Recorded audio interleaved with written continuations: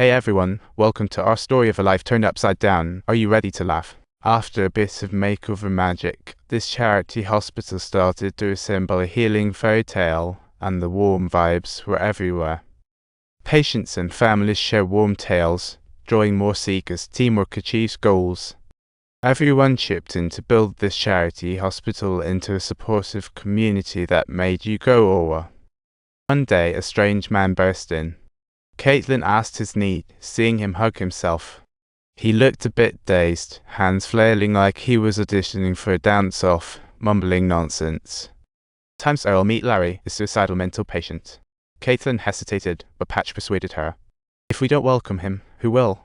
With the hospital on the mend, Caitlin and Patch's romance was on the rise like a Netflix rom-com, but they hesitated to date, as Caitlin had been deeply hurt by men. "I see everyone around you has changed dramatically, like they've stepped off a reality show. I love you truthfully. I've loved you since before it was cool." Finally, Caitlin spilled her feelings, opening the door for Patch to move into a new chapter literally. The next morning, she woke up to find Patch gazing at her like a puppy in a love commercial so sweet. Just then, Truman crushed the moment like a sitcom character that never knows when to enter. "I've been warning you for weeks. We are out of stock. That gentleman Charlie is quite a character. I have no fingers, just chains to tie him up." They decided to sneak into the hospital like modern-day Robin Hoods. Leaving Caitlin behind, she pressed the phone button, only to hear Lara's voicemail, like a mini-soap opera cliffhanger. He was feeling a bit off and asked for a talking buddy. Totally normal, right? Although hesitant, Caitlin thought of Patch's wise words and set off like a brave hero. The next day, Patch was summoned to the principal's office. He feared the worst, but instead received. Hearing that ominous yelp, Patch was left speechless. Time stood still, like a bad horror flick. He hid behind a tree like a ninja, then sneaked over to Caitlin's grave, ready for an emotional monologue Hollywood style. He recited that unfinished poem from this morning. "I've always been thinking of you, the ultimate tearjerker. I love you because there's no other way," said in the most dramatic fashion possible. "Your finger on my chest is like my head now. That's poetic." He broke down. His faith in soul healing crumbled like an overcooked souffle. He chose to shut down the hospital, and Truman, the inner Yoda, tried to console him. Life and death shouldn't lead to mistakes.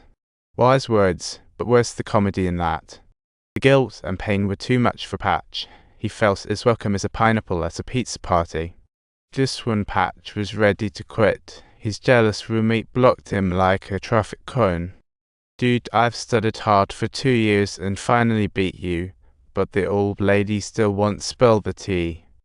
He had to admit Patch's talent and unique patient approach. It's like magic, only without rabbits. Patch set out with determination, heading toward the cliff like it was the final scene of an epic saga. He complained about life being unfair, had helped everyone, yet lost the one he loved to talk about unfair plots. Just then, a colorful butterfly landed on him like it was Caitlin's spirit saying, "Hey, don't forget about me." This butterfly seemed to whisper, "You still have love and kindness in your heart." Butterfly wisdom at its best. Hang in there. And at that moment, Patch decided to get back on his feet like a true action hero. He was set on completing his life goals, armed with determination and maybe a butterfly sidekick.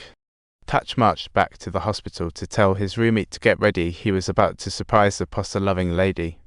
They wheeled in a huge tub filled with spaghetti. His roommate gently placed her in. What a scene. They danced in the pasta tub like it was the party of the century, spaghetti fiesta. This not only fulfilled the old lady's wish, but also melted the hearts of everyone present like butter on warm bread. However, Patch's grand gesture brought trouble. He learned he was getting expelled just as a plot twist. Patch rushed to confront the principal, believing he had been misunderstood.